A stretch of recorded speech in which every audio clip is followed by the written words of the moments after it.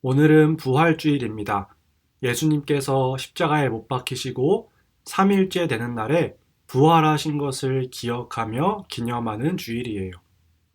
오늘 우리 예수님께서 부활하셨다는 사실을 다시 한번 생각해보고 예수님의 부활을 굳게 믿는 우리 유초등부 친구들이 되기를 소망합니다.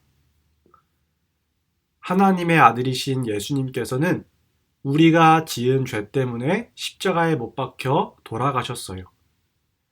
우리가 하나님께 순종하지 않은 죄 때문에 그 모든 벌을 예수님께서 대신 받으신 거예요.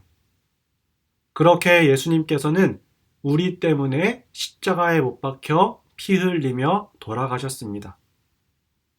예수님께서 돌아가신 날 밤, 아리마대 사람 요셉이라는 사람이 니고데모와 함께 예수님의 시신을 가져다가 장사를 지내는 일을 했습니다. 이들은 예수님의 시신을 정성스럽게 모셔 세마포 옷을 입히고 유대인의 장례법대로 예수님의 시신을 장사 지냈어요. 그렇게 동굴 무덤에 예수님의 시신을 눕히고 무덤 문을 큰 돌로 막았습니다. 그렇게 예수님께서 돌아가신 날이 저물었고 그 다음 날은 안식일이었어요. 그런데 아리마대 사람 요셉과 니고데모가 이렇게 예수님의 시신을 무덤에 놓는 일을 할 때 그것을 지켜보던 여인들이 있었어요. 제자들은 예수님께서 잡히셨을 때 모두 도망갔지만 그 모든 것을 지켜보던 여인들이 있었습니다. 그 중에는 막달라 마리아가 있었어요. 막달라 마리아와 여인들은 안식일이 지난 다음 날, 그러니까 예수님이 돌아가시고 이틀 후 날이 밝자마자 예수님의 무덤을 찾아가 보았어요. 그런데 무덤의 문을 막고 있던 돌이 옆으로 옮겨져 있는 것을 보았어요. 예수님의 무덤에 무슨 일이 생긴 걸까요? 예수님의 시신은 안에 그대로 있을까요? 놀란 여인들은 예수님의 제자들 베드로와 요한에게 달려갔습니다. 달려가서 이렇게 이야기했습니다. 사람들이 주님을 무덤에서 빼갔나 봐요. 그런데 그들이 주님을 가져다 어디에 두었는지 모르겠어요. 여인들은 사람들이 예수님의 시신을 훔쳐갔다고 생각했어요. 무덤 문이 열려 있는 것을 보고 당연히 그렇게 생각했을 거예요. 그래서 제자들에게 이 사실을 알리고자 그렇게 제자들에게 달려간 것이었어요. 이 이야기를 듣고 놀란 베드로와 요한은 예수님의 무덤으로 달려가기 시작했습니다.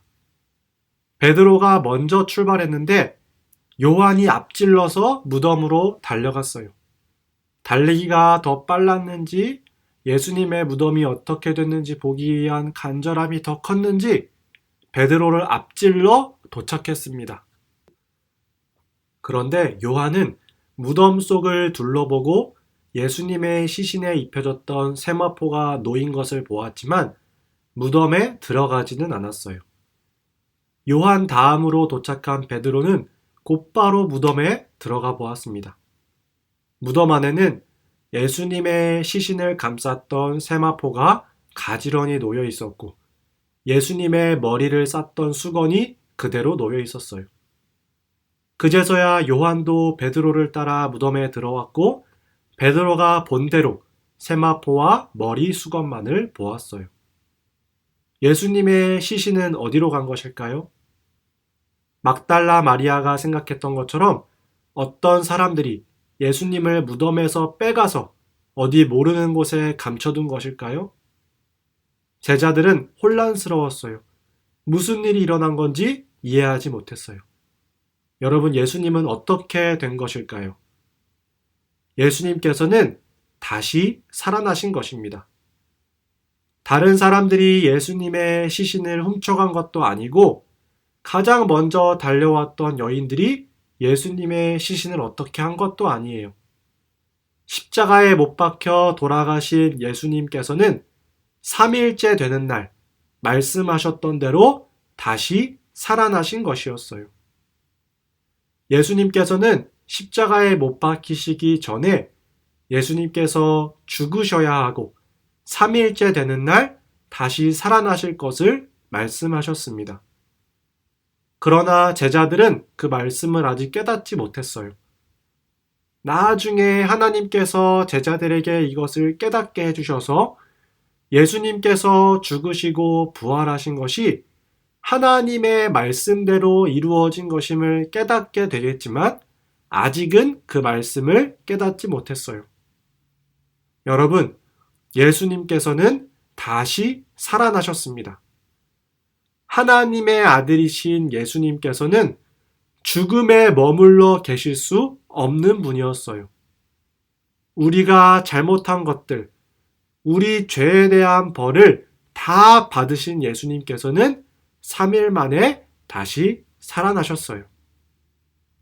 그렇게 우리를 구원하신 예수님 덕분에 우리에게도 소망이 생겼습니다.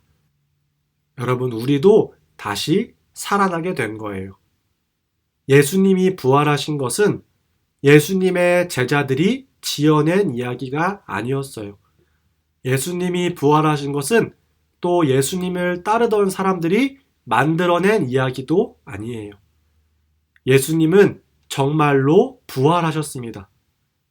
하나님의 아들이신 예수님께서 죽음을 이기시고 다시 살아나신 것이에요. 여러분, 이것을 믿는 믿음은 머리로 이해되는 믿음이 아니에요. 예수님의 부활은 사실이고 부활을 믿는 믿음은 하나님이 하나님의 백성들에게 주시는 선물입니다.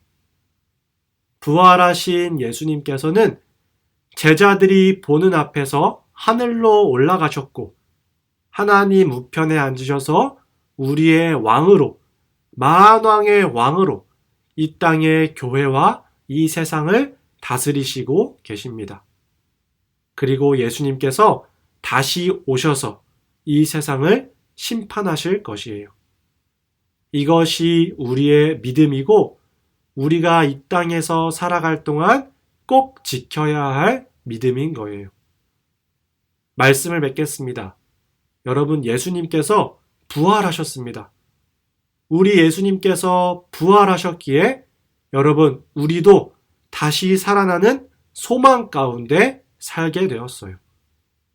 우리 유초등부 친구들에게 예수님의 부활이 사실이 되기를 바라고 예수님의 부활이 여러분이 살아가는 가장 큰 힘과 가장 큰 소망이 될 수 있기를 바랍니다.